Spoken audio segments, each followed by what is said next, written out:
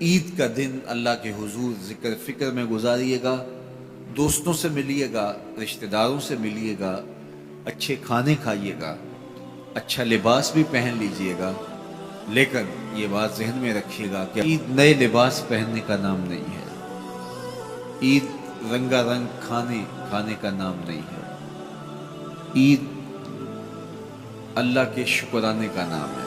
یہ بات ذہن میں رکھیے گا کہ اپنے رب سے کبھی بھی غافل نہیں ہونا۔ جب عید کے دن سب سے ملتے ہو تو رب سے کیوں نہیں ملتے؟ عید کے دن تو ان سے بھی ملتے ہو جو تم سے ناراض تھے، عید کے دن ان سے بھی تم جفیاں لگاتے ہو جن سے تم بہت دور ہو چکے تھے۔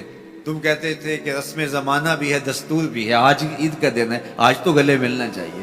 تو یار دشمنوں کو بھی بڑھ بڑھ کے گلے سے ملتے ہو، تو عید کے دن رب سے ملنے مسجد میں کیوں نہیں جاتے ہو؟ اس دن کیوں اللہ سے دور ہو گئے ہو؟ تو 5 گانا نماز کا آپ اہتمام کیجئے، ایک اضافی نماز تمہارے اوپر عید کے دن واجب کر دی گئی ہے، تو اس کو بھی ادا کیجئے۔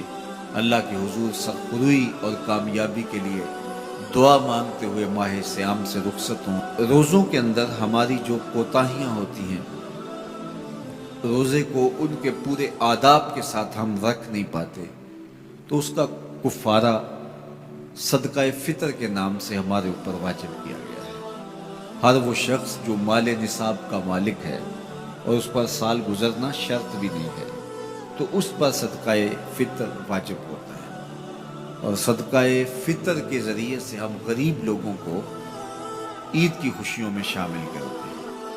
تو غرباء کو، مساکین کو عید کی خوشیوں میں شامل بھی کیجئے، اور ان کی ضروریات کا ضرور خیال کیجئے۔ اپنی ہمسائیگی میں، اپنی رشتہ داریوں میں بہت خیال رکھیے گا، اور لوگوں کو عزت نفس دیجئے گا، لوگوں کی ضروریات کا خیال رکھیے گا، اور اپنے بچوں کو بھی اس بات کی تلقین کیجئے گا کہ وہ عید کے موقع پر اپنے دوستوں کو، بچیاں اپنی سہیلیوں کو ان کا پورا خیال رکھیں، اور ان کی عزت نفس کا بھی خیال رکھیں۔ یہ بچپن کے اندر ہی بچوں کو جو اپنی انفرادیت جتلانے کا مزاج پیدا ہو جاتا ہے، اور یہ ساری زندگی ختم نہیں ہوتا، اور یہ عمومی طور پہ یہ وہ مواقع ہوتے ہیں جن مواقع پہ یہ احساس ان کا جو ہے وہ اجاگر ہوتا ہے، پھر بڑھتا ایک مرض بن جاتا ہے۔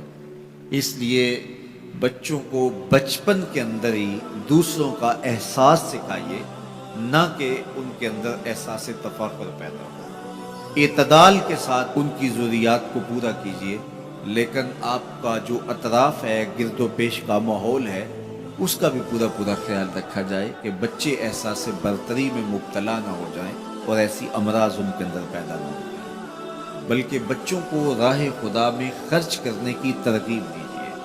بچوں کو جب آپ سکول جاتے ہوئے خرچی دیتے ہیں یا ایسے مواقع پر، تو ان کو ساتھ یہ بھی کہہ دیجئے کہ آپ اپنی ہمجولیوں کا اور اپنے دوستوں کا ضرور خیال رکھنا ہے، اور ان کو ان خوشیوں میں ساتھ شامل کرنا ہے۔ ان کو دینے کی عادت پڑے بچپن کے اندر، اور جو بچپن میں دینا شروع کر دیتے ہیں وہ بڑھاپے تک بانٹتے رہتے ہیں، اور جو بانٹتا رہتا ہے اللہ اس کو کمی نہیں آنے دیتا۔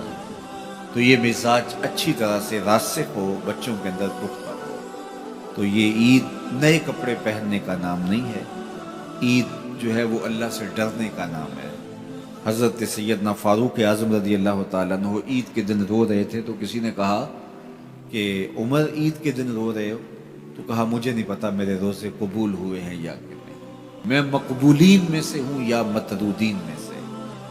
اگر مقبول ہوں تو اچھی بات ہے، اور اگر مقبول نہیں تو روزے منہ پہ مارے جاتے ہیں۔ تو اس لیے عید کا موقع ہمارے لیے ایک بہت بڑا امتحان بھی ہے، اور عید کا موقع ایک اعتبار سے بہت بڑی خوشی بھی ہے کہ اللہ تعالیٰ نے ہمیں توفیق نصیب کی کہ ہمیں 29 یا 30 روزے نصیب کیے۔ روزے 30 ہوں یا 29 ہوں، یہ بات ذہن میں رکھیں، اللہ ثواب پورے 30 کا ہی عطا کرتا ہے۔